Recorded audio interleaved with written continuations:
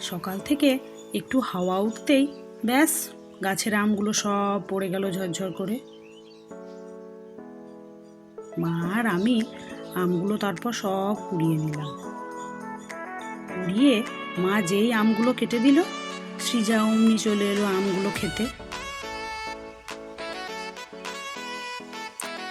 ফ্রিজে কিছুটা মাছ ছিল, মাছগুলো আমি ধুয়ে নুন হলুদ মাখিয়ে তেলে ভালো করে ভেজে নেব।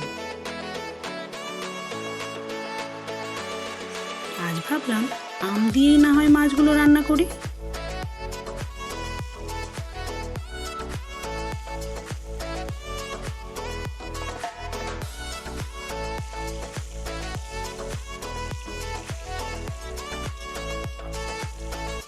সব মাছগুলো এক এক করে ভালো করে ভেজে নিলাম।